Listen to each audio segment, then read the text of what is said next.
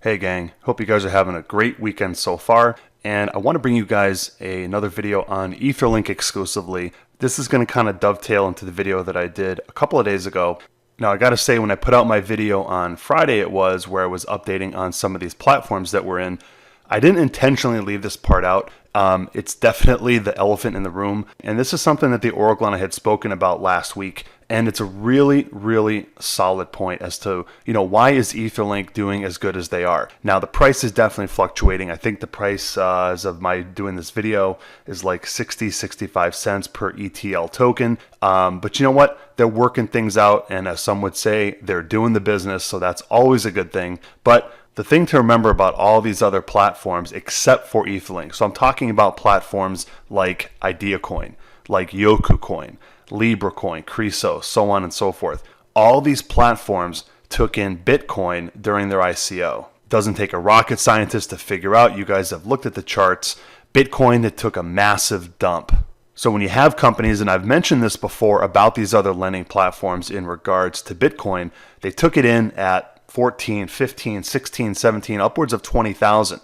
And then to have it go down to below 6 or right around 6,000 really, in my opinion, wiped out a lot of these platforms. And the ones that haven't scammed out are just sitting there and they're trying to figure out what's the best thing to do.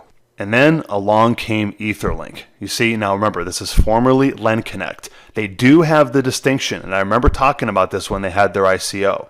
LendConnect, or Etherlink, was the first lending platform that was ERC20 based. So it was only Ethereum that they took in during their ICO. I don't have any type of insider information into the company's financials and so forth, but if we just look at where Ethereum was last year, say around the end or middle to the end of October, you guys can see here, I got $330, $320, 283, and if we go into even November here as well, 294, and then we have $313 right around mid-November. This is around the time that LendConnect, Etherlink, had their ICO. So this is when they took in the bulk of their Ethereum. Now, if we just fast forward to today, or let's call it mid-April of this year, I mean, look at the price, as you guys know.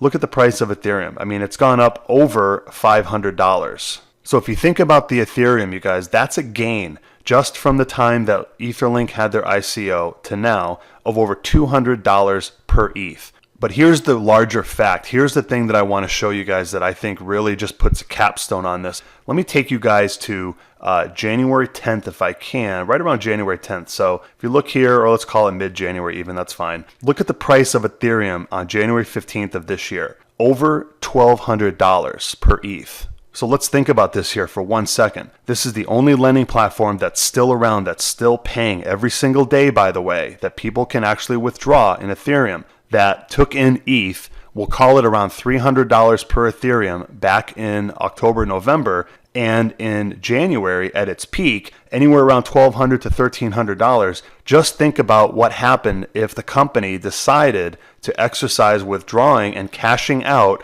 a lot of these profits. I mean, is it possible to say that they're flush with cash in terms of Ethereum? Absolutely. This, to me, is one of the reasons, the biggest reason why Etherlink is still around, because they were in a situation that was the exact opposite. It's kind of like a reverse commute to work.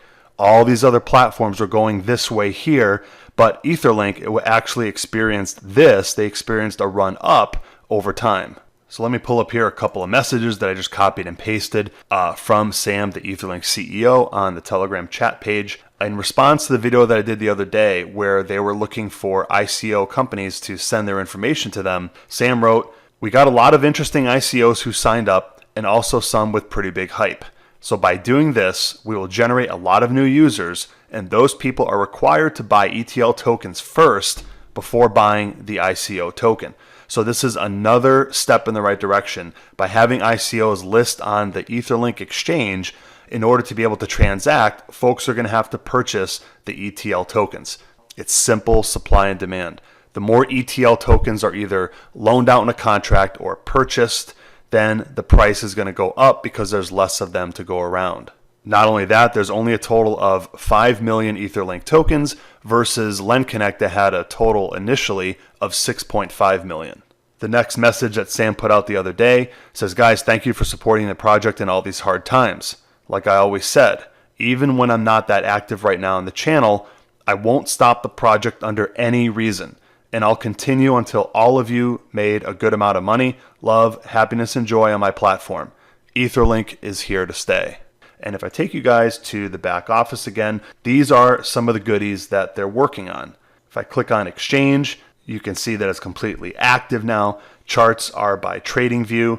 And in terms of a live update, for the last 24 hours, we have over 127 ETH in volume. And there's right now about 127,000 ETL tokens for the sell orders. And there's over 161 Ethereum on the buy order side. These are all things that create excitement. These are all things here that create hype, natural, good kind of hype. Things like ETL signals. If I click on that, you'll see coming soon, but those are the buying and selling trading signals that they're going to be giving folks that are involved with Etherlink. Next one up as well that I had talked about before, another great thing is the Ethereum staking. As you can see, it says coming soon, and it's not listed here, but the other thing they're doing is giving people the ability to stake their own ETL token on the platform for dividends. Another thing that they've been working on too is getting listed on CoinMarketCap. Now that's not in and of itself a huge deal, but nonetheless, what that will give Etherlink token is more exposure. So I've said this before in the past, Etherlink, formerly LendConnect, has really come a long way. I mean, the fact that they've designed and built this entire website, and they've coded the website entirely from scratch, really says a lot. This is not a copy and paste type of scenario. This is not financial advice. I'm not your financial advisor. I'm not a tax accountant or anything like that. I'm not a fortune teller.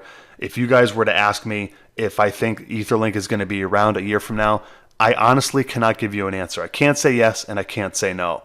All I can tell you is what I go by, and those are bona fide results. And these guys are doing the business. I mean, they keep coming back again and again. These guys could have exit scammed a long time ago, in my opinion. I'm just giving you guys my feelings here and my thoughts on this.